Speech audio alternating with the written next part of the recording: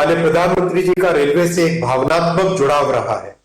उन्होंने रेलवे को यातायात के साधन से बढ़कर जन सामान्य के जीवन में बदलाव लाने का आधार माना है।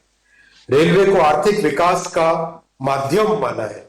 पिछले 9 वर्षों में भारतीय रेलवे में हुए अभूतपूर्व ट्रांसफॉर्मेशन प्रधानमंत्री जी की रेल विकास से राष्ट्र विकास की सोच का साक्षी है।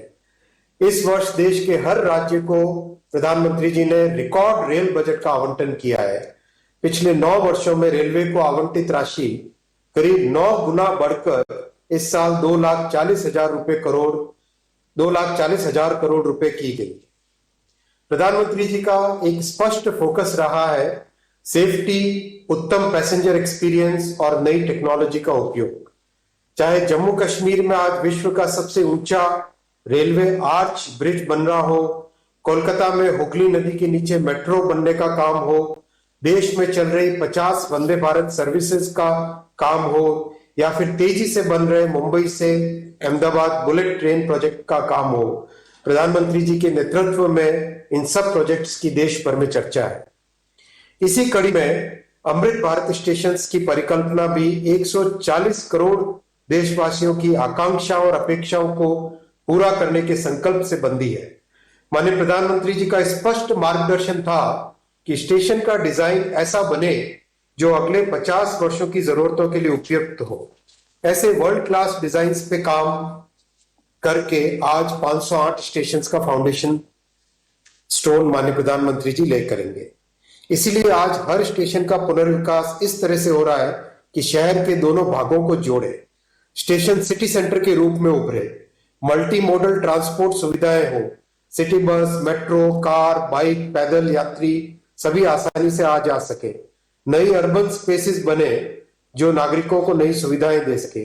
हर स्टेशन पर रूफ प्लाजा हो जहां पर वोकल फॉर लोकल और वन प्रयास के मूल मंत्र पर आधारित ये नए स्टेशन सभी नागरिकों को डिग्निटी ऑफ ट्रैवल प्रदान करेंगे। कुल 24,500 करोड़ रुपए की लागत से बन रहे इन स्टेशनों पर बच्चे, माताएं, वरिष्ठ नागरिक, दिव्यांग शिलान्यास करेंगे। सबका साथ, सबका विकास, सबका विश्वास और सबका प्रयास के मूल मंत्र पर आधारित ये नए स्टेशन सभी नागरिकों को डिग्निटी ऑफ ट्रैवल प्रदान करेंगे। कुल 24,500 करोड़ रुपए की लागत से बन रहे इन स्टेशनों पर बच्चे, माताएं, वरिष्ठ नागरिक, दिव्यांगजन, इन सब की जरूरतों को ध्यान में रखकर सुविधाएं दी जाएंगी। इतना ही नहीं, स्टेशन भवनों का डिजाइन स्थानीय संस्कृति और विरासत से प्रेरित होगा। माननीय प्रधानमंत्री जी का सदैव मार्गदर्शन रहता है कि विरासत भी विकास भी। आज भारत में वर्ल्ड क्लास इंफ्रास्ट्रक्चर का निर्माण हो रहा है। देश के कोने कोने तक कनेक्टिविटी को बढ़ाने के लिए रोडवेज, रेलवेज, एयरवेज, हाईवेज और वाटरवेज का विस्तृत नेटवर्क बन रहा है। भारत को विकसित देश बनाने के सपने की एक मजबूत नींव है। इस बड़े बदलाव के पीछे प्रधानमंत्री जी की दूरगामी सोच है। माननीय प्रधानमंत्री जी, इस अमृत काल में भारत को विकसित राष्ट्र बनाने के आपके प्रण को साकार करने के लिए हम सभी कृत संकल्प हैं। 21वीं सदी के भारत की विकास यात्रा को आगे बढ़ाने के लिए हम सभी तैयार हैं। एक बार फिर से प्रधानमंत्री जी, आपको और सभी उपस्थित महानुभावों का मैं अभिनंदन करता हूं और हार्दिक आभार करता हूं। जय हिंद, धन्यवाद। धन्यवाद माननीय मंत्री जी। आज के इस कार्यक्रम के माध्यम से देश में रेलवे इंफ्रास्ट्रक्चर के एक नए युग का आरंभ होने जा रहा है। 508 रेलवे स्टेशनों को विश्व स्तरीय बनाने के क्रम में जिन सुविधाओं का सृजन किया जा रहा है, आइए नजर डालते हैं इसकी झलक दिखाती एक लघु फिल्म पर।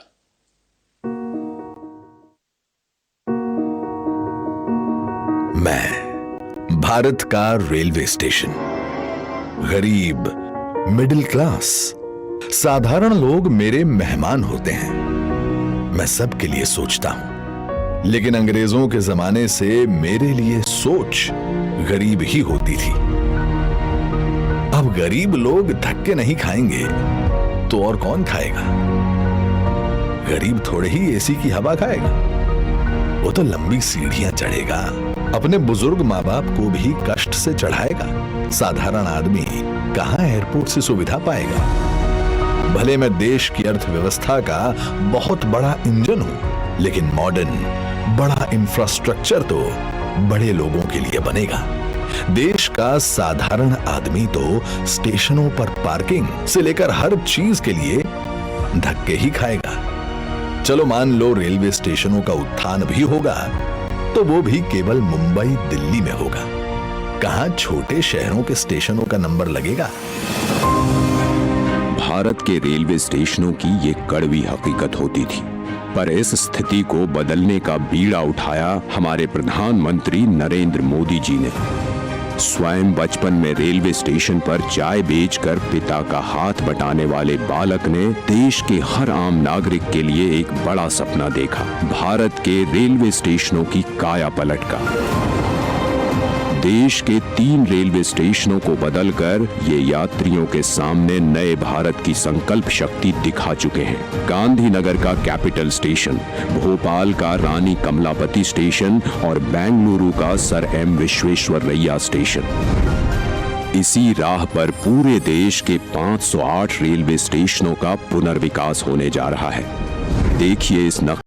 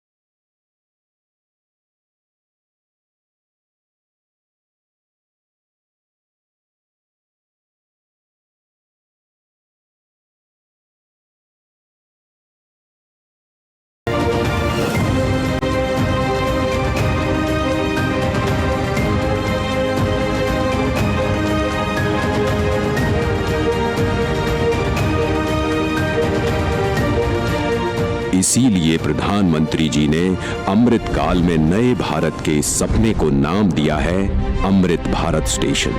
भारत की महानता, समानता और आधुनिकता का प्रतीक। सपना बड़ा तो फंड भी बड़ा। जो रेलवे बजट 2014 में 65,000 करोड़ का हुआ करता था, वो आज है 2,40,000 करोड़ का, जिसमें से 508 स्टेशनों के पुनर्विकास के लिए दिए जा रहे हैं लगभग 25,000 करोड़। लक्ष्य यही है कि सामान्य यात्रियों को बेहतर सुविधा मिले, काम के लिए आना जाना आसान हो।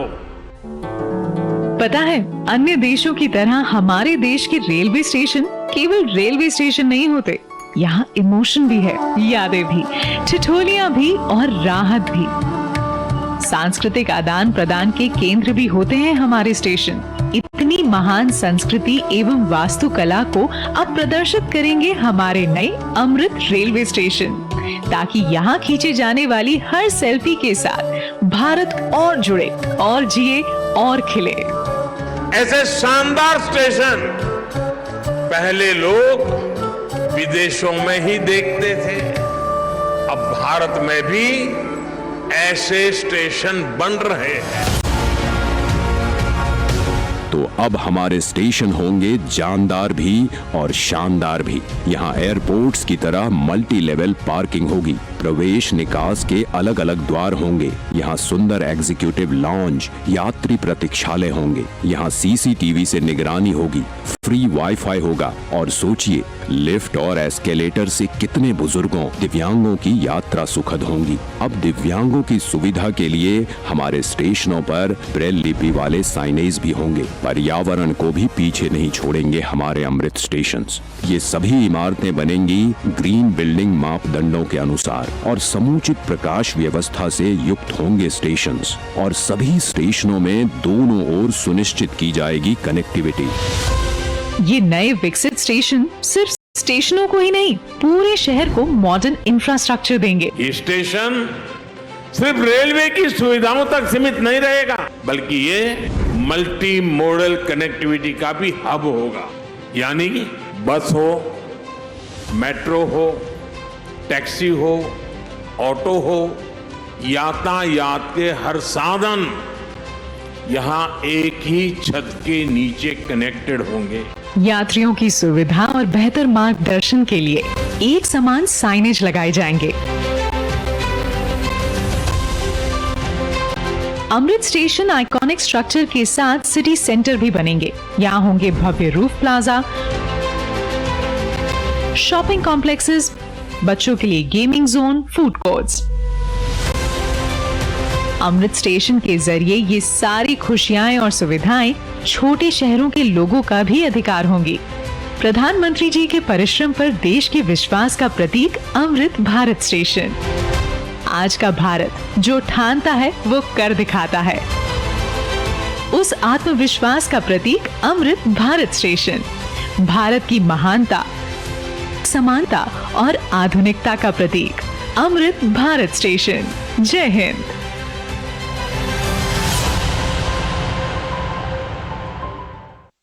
प्रधानमंत्री जी से आग्रह करती हूँ कि वे रिमोट का बटन दबाकर 508 अमृत भारत स्टेशनों के पुनर्विकास का शिलान्यास करें।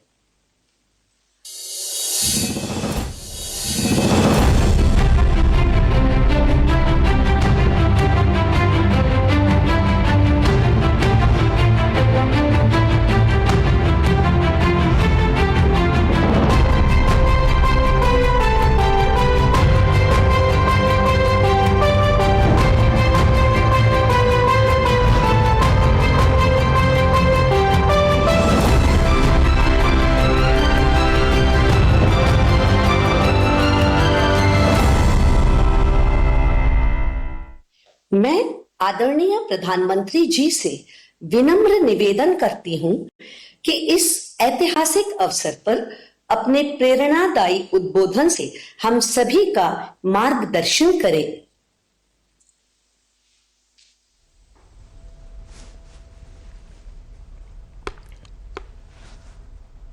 नमस्कार।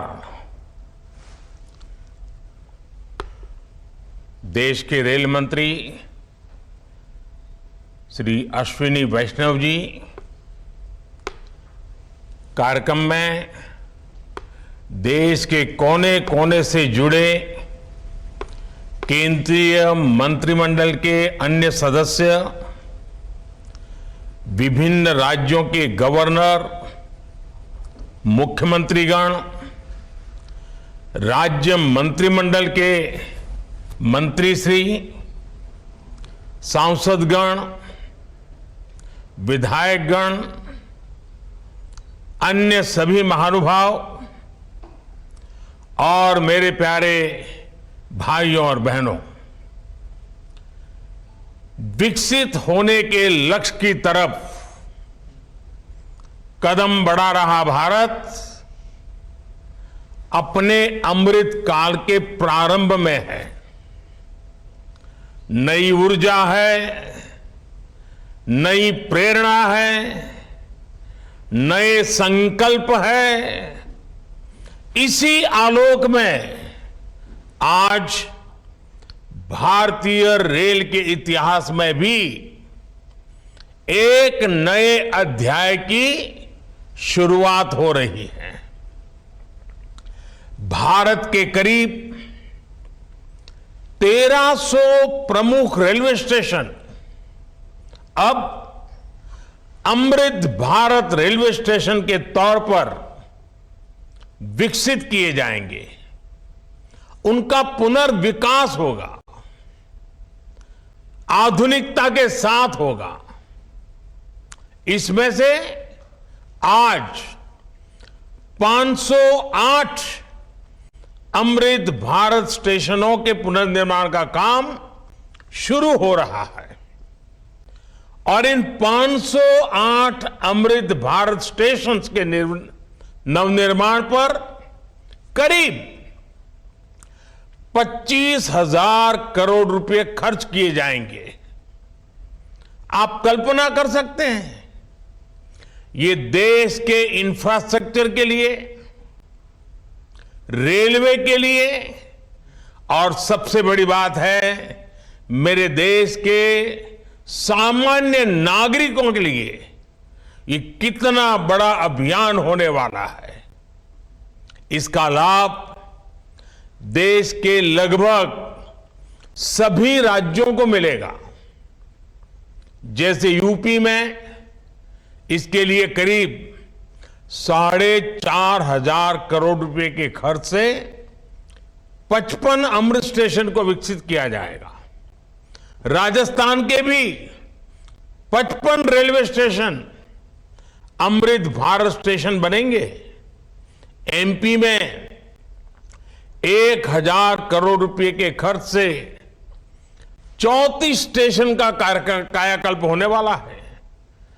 महाराष्ट्र में 44 स्टेशन के विकास के लिए 1,500 करोड़ रुपए से ज्यादा खर्च होंगे।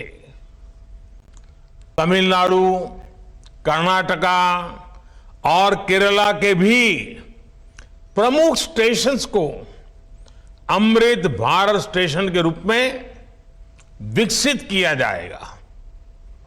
मैं अमृत काल के प्रारंभ में इस ऐतिहासिक अभियान के लिए रेल मंत्रालय की सराहना करता हूं और सभी देशवासियों को बधाई देता हूं। साथियों, आज पूरी दुनिया की दृष्टि भारत पर है। वैश्विक स्तर पर भारत की साख बढ़ी है। भारत को लेकर दुनिया का रवैया बदला है और इसकी दो प्रमुख बातें हैं, दो मुख्य वजह हैं। पहली, आप देशवासी, भारत के लोगों ने करीब करीब 3 दशक बाद, 30 साल बाद देश में पूर्ण बहुमत की सरकार बनाई। वो पहली वजह। और दूसरी वजह है पूर्ण बहुमत की सरकार उसी स्पष्टता के साथ जनता जनार्दन की उनकी भावना का आदर करते हुए बड़े बड़े निर्णय लिए, चुनौतियों के स्थायी समाधान के लिए अविरत काम किया। आज भारतीय रेलवे भी इसका प्रतीक बन चुकी है। बीते वर्षों में रेलवे में ही जितना काम हुआ है उसके आंकड़े, उसकी जानकारी हर किसी को प्रसन्न भी करती है, हैरान भी कर देती है। जैसे दुनिया में south Africa, Ukraine, Poland, UK और स्वीडन जैसे देशों में जितना रेल नेटवर्क है उससे ज्यादा रेल ट्रैक हमारे देश में इन 9 वर्षों में बिछाए गए हैं। आप कल्पना करिए स्केल। साउथ कोरिया, न्यूजीलैंड और ऑस्ट्रेलिया जैसे देशों का जितना रेल नेटवर्क है उससे ज्यादा ट्रैक भारत ने अकेले पिछले साल बनाए हैं। एक साल में भारत में आज आधुनिक ट्रेनों की संख्या भी तेजी से बढ़ रही है। आज देश का लक्ष्य है कि रेलवे की यात्रा हर यात्री के लिए, हर नागरिक के लिए सुलभ भी हो और सुखद भी हो। अब ट्रेन से लेकर स्टेशन तक आपको एक बेहतर, एक उम्दा से उम्दा एक्सपीरियंस देने का प्रयास है।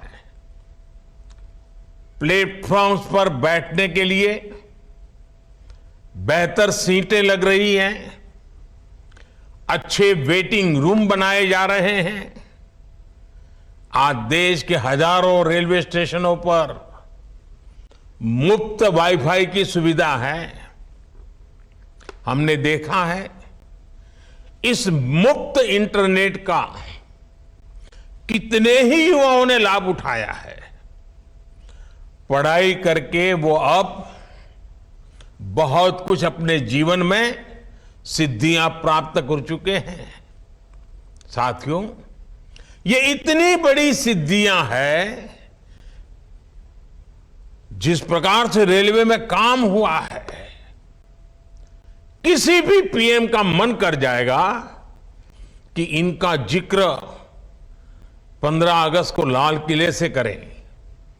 और जब 15 अगस्त सामने है तो मन बहुत ही लालायित होता है कि उसी दिन इसकी चर्चा करूं। लेकिन आज ये इतना विराट आयोजन हो रहा है, देश के कोने कोने से लोग जुड़े हैं, इसलिए मैं अभी ही इस बात पर इतने विस्तार से चर्चा कर रहा हूं। साथियों, रेलवे को हमारे देश की लाइफलाइन कहा जाता है, लेकिन इसके साथ ही हमारे शहरों की पहचान भी शहर के रेलवे स्टेशन से जुड़ी होती है। समय के साथ ये रेलवे स्टेशन अब हार्ट ऑफ द सिटी बन गए हैं।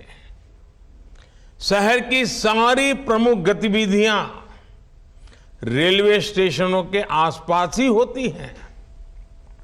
इसलिए आज बहुत आवश्यक है कि हमारे रेलवे स्टेशनों को नए आधुनिक स्वरूप में ढाला जाए। रेलवे की जगह का ऑप्टिमम यूटिलाइजेशन किया जाए। साथियों, जब देश में इतने सारे नए आधुनिक स्टेशन बनेंगे तो उससे विकास को लेकर एक नया माहौल भी बनेगा। देसी विदेशी कोई भी पर्यटक जब ट्रेन से इन आधुनिक स्टेशनों पर पहुंचेगा तो राज्य की, आपके शहर की पहली तस्वीर उसे जरूर प्रभावित करेगी, वो यादगार बन जाती है। आधुनिक सेवाओं के कारण पर्यटन को बढ़ावा मिलेगा। स्टेशन के आसपास अच्छी व्यवस्थाएं होने से आर्थिक गतिविधियों को भी बढ़ावा मिलेगा। सरकार ने स्टेशनों को शहर और राज्यों की पहचान से जोड़ने के लिए वन स्टेशन वन प्रोडक्ट योजना भी शुरू की है।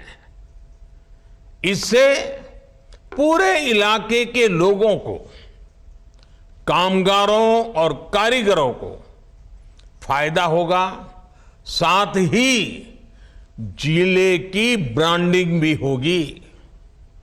साथियों, आजादी के अमृत काल में देश ने अपनी विरासत पर गर्व का भी संकल्प लिया है।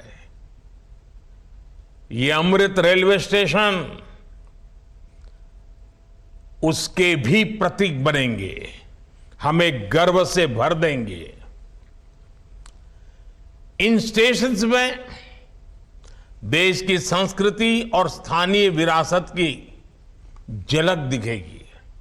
जैसे जयपुर रेलवे स्टेशन में हवा महल, आमेर फोर्ट जैसी राजस्थान की धरोहरों की झलक होगी। जम्मू कश्मीर का जम्मू तवी रेलवे स्टेशन प्रसिद्ध रघुनाथ मंदिर से प्रेरित होगा। नागालैंड के दिमापुर स्टेशन पर वहां की 16 जनजातियों की लोकल वास्तुकला दिखाई देगी। हर अमृत स्टेशन शहर की आधुनिक आकांक्षाओं और प्राचीन विरासत का प्रतीक बनेगा।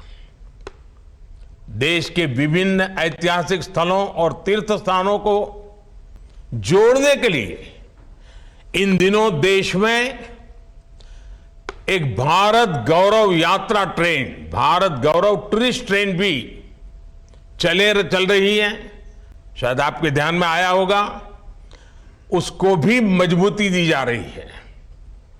साथियों, किसी भी व्यवस्था को ट्रांसफॉर्म करने के लिए जरूरी होता है कि हम उसके पोटेंशियल को पहचानें। भारतीय रेल में तो ग्रोथ को रफ्तार देने का अपार पोटेंशियल है। इसी सोच के साथ बीते 9 वर्षों में हमने रेलवे में रिकॉर्ड इन्वेस्टमेंट किया है।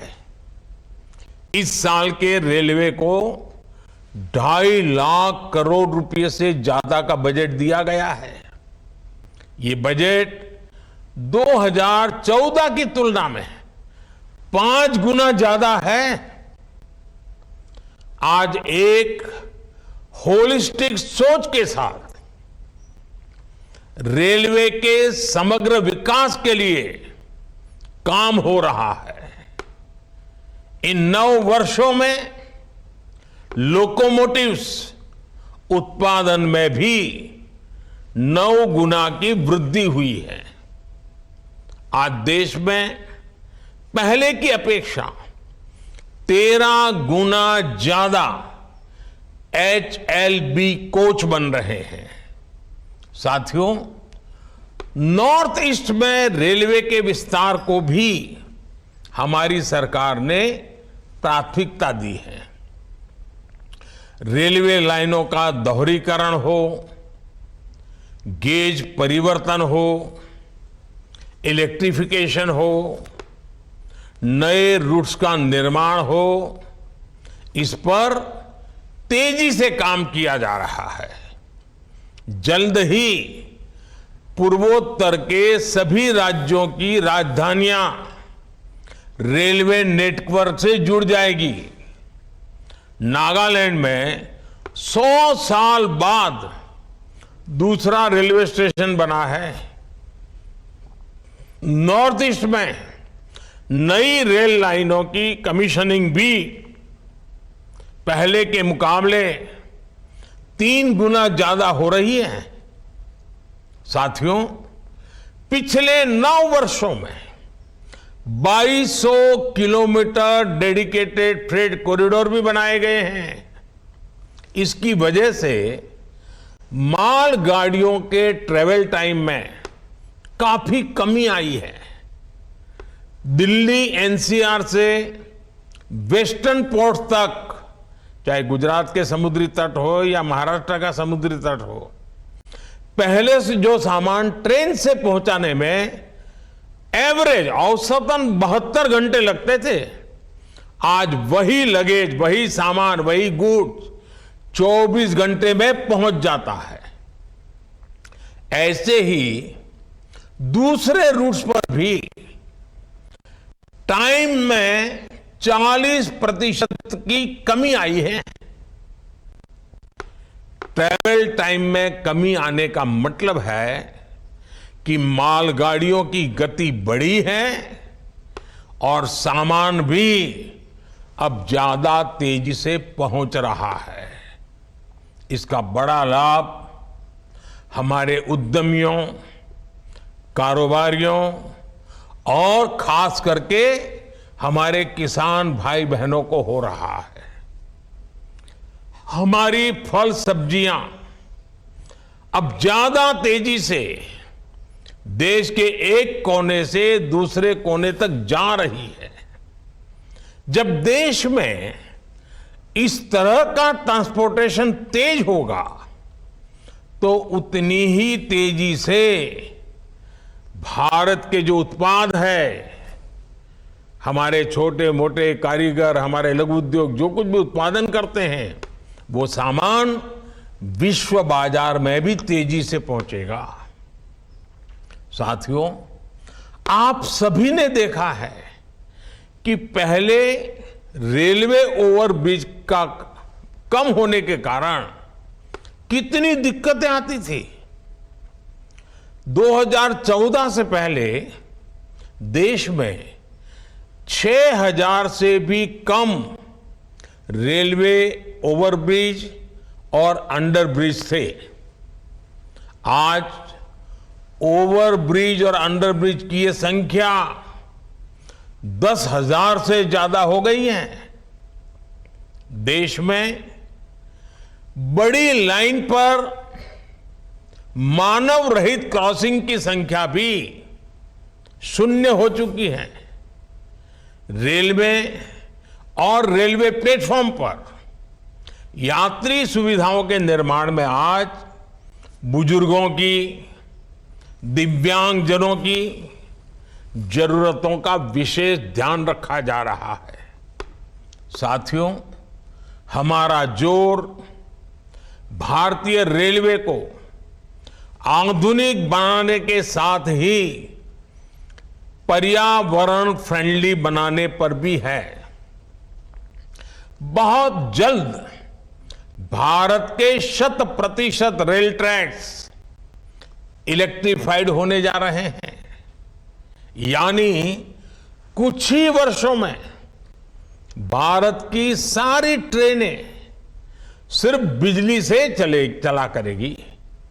इससे पर्यावरण की कितनी बड़ी मदद होगी, आप अंदाजा लगा सकते हैं।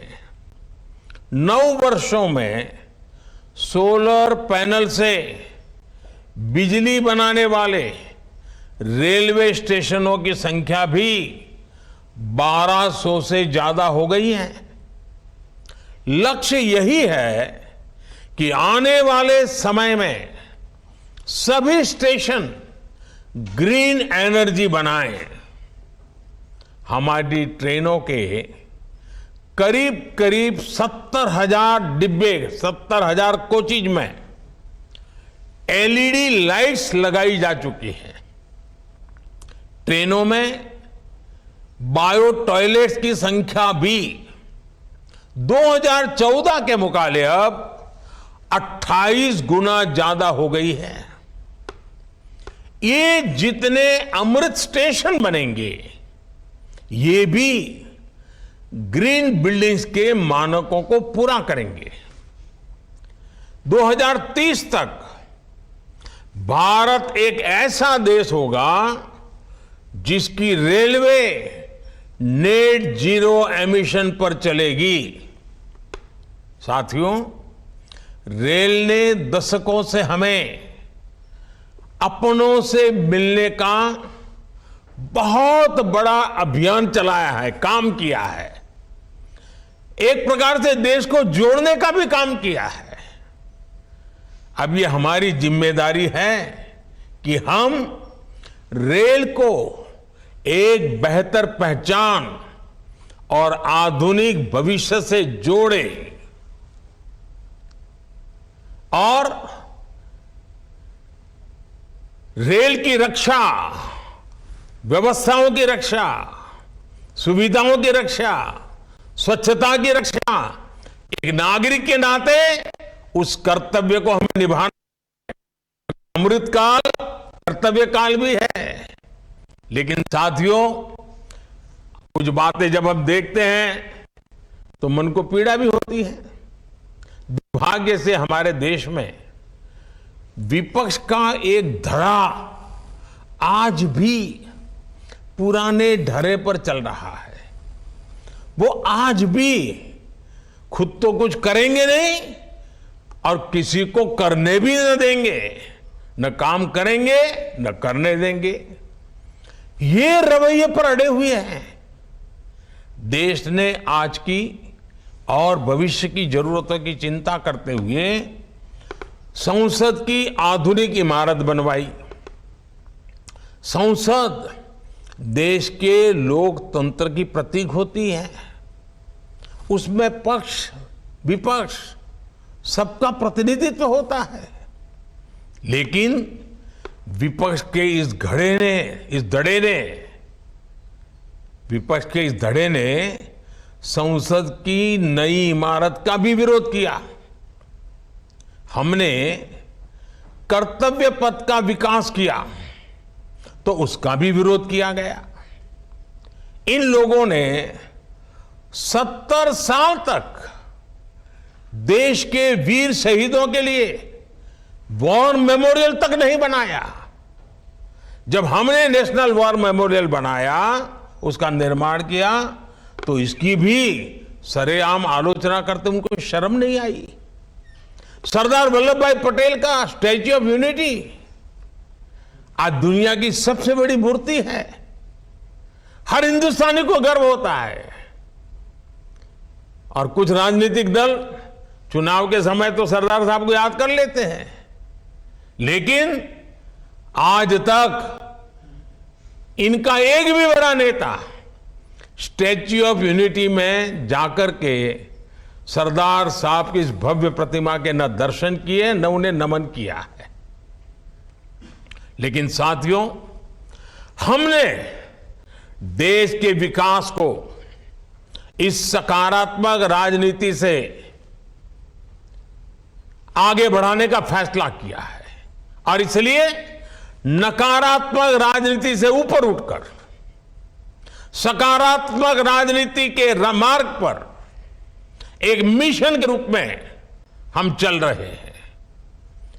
किस राज्य में किसकी सरकार है, कहां किसका वोट बैंक है, इस सब से ऊपर उठकर हम पूरे देश में विकास को सर्वोच्च प्राथमिकता दे रहे हैं।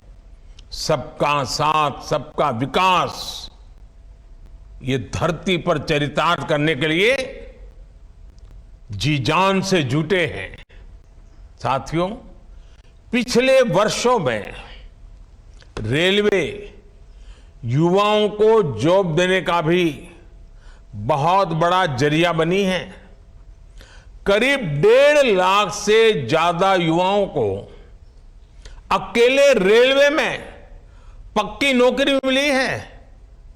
इसी तरह इंफ्रास्ट्रक्चर पर लाखों करोड़ के निवेश से लाखों युवाओं को रोजगार मिल रहा है। इस समय केंद्र सरकार 10 लाख युवाओं को नौकरी देने का अभियान भी चला रही है। रोजगार मेलों में लगातार युवाओं को नियुक्ति पत्र मिल रहे हैं। ये बदलते भारत की वो तस्वीर है जिसमें विकास युवाओं को नए अवसर दे रहा है और युवा विकास को नए पंख लगा रहे हैं। साथियों, आज इस कार्यक्रम में बहुत सारे स्वतंत्रता सेना भी हमें आशीर्वाद देने के लिए उपस्थित है। कई पद्म सम्मान प्राप्त महानुभाव भी इस कार्यक्रम की शोभा बढ़ा रहे हैं। हर भारतीय के लिए अगस्त महीना बहुत विशेष महीना होता है। ये महीना क्रांति का महीना है, कृतज्ञता का महीना है, कर्तव्य भावना का माह है। अगस्त में कितने ही ऐतिहासिक दिवस आते हैं जिन्होंने भारत के इतिहास को नई दिशा दी और आज भी हमें प्रेरित करते हैं। कल 7 अगस्त को पूरा देश स्वदेशी आंदोलन को समर्पित नेशनल हैंडलूम डे मनाएगा। 7 अगस्त की ये तारीख हर भारतीय के लिए वोकल फॉर लोकल होने के संकल्प को दोहराने का दिन है। कुछ ही दिनों बाद गणेश चतुर्थी का पवित्र पर्व भी आने वाला है। हमें अभी से इको फ्रेंडली गणेश चतुर्थी की तरफ जाना है। हम कोशिश करें कि गणपति बप्पा की प्रतिमाएं इको फ्रेंडली मटेरियल्स की बनी हो। ये वर्ष हमारे स्थानीय कारीगरों, हमारे हस्तशिल्पियों और हमारे छोटे उद्यमियों के बनाए उत्पादों को खरीदने की प्रेरणा देता है। साथियों, 7 तारीख के एक दिन बाद 9 अगस्त आ रही है। 9 अगस्त वो तारीख है जब ऐतिहासिक फिट इंडिया मूवमेंट की शुरुआत हुई थी। महात्मा गांधी ने मंत्र दिया था और क्विट इंडिया मूवमेंट ने स्वतंत्रता की तरफ भारत के कदमों में नई ऊर्जा पैदा कर दी थी। इसी से प्रेरित होकर आज पूरा देश हर बुराई के लिए कह रहा है क्विट इंडिया। चारों तरफ एक ही गूंज है, करप्शन क्विट इंडिया, यानी भ्रष्टाचार इंडिया छोड़ो। डायनेस्टी क्विट इंडिया, यानी परिवारवाद इंडिया छोड़ो। अपीजमेंट क्विट इंडिया, यानी तुष्टीकरण इंडिया छोड़ो। साथियों, उसके बाद 15 अगस्त की पूर्व संध्या 14 अगस्त का विभाजन विभीषिका स्मरण दिवस, जब मां भारती के 2 टुकड़े हो गए थे। एक ऐसा दिन है जो हर भारतीय की आंखों को नम कर देता है। यह उन अनगिनत लोगों को याद करने का दिन है जिन्होंने भारत के बंटवारे की बड़ी कीमत चुकाई। ये उन परिवारों के प्रति एकजुटता को दिखाने का, जिन्होंने अपना सब कुछ खो दिया और फिर भी साहस के साथ मां भारती के लिए अपनी श्रद्धा को लेते हुए जीवन को पटरी पर लेने के लिए जूझते रहे। आज ये अपने परिवार, अपने देश के हित में, देश के विकास में महत्वपूर्ण योगदान दे रहे हैं। और साथियों, 14 अगस्त विभाजन विभीषिका दिवस, मां भारती के टुकड़ों का वो दिन हमें भविष्य में मां भारती को एक रखने की जिम्मेवारी भी देता है। अब इस देश को किसी भी तरह से कोई नुकसान न हो पाए, ये संकल्प करने का समय भी ये विभाजन विभीषिका दिवस 14 अगस्त है। साथियों, देश का हर बच्चा, बुजुर्ग, सब कोई 15 अगस्त का इंतजार करता है। और हमारा 15 अगस्त, हमारा स्वतंत्रता दिवस, हमारे तिरंगे और हमारे राष्ट्र की प्रगति के प्रति हमारी प्रतिबद्धता को दोहराने का समय है। तो प्रधानमंत्री नरेंद्र मोदी ने आज देश को बड़ी सौगात दी है। करीबन 27 राज्यों और केंद्र शासित प्रदेशों में 508 स्टेशंस का विस्तार, विश्व स्तरीय जो आधुनिकीकरण है वो किया जाएगा। और इसी योजना की शुरुआत जो है आज शिलान्यास मुख्यमंत्री ने कर दिया है।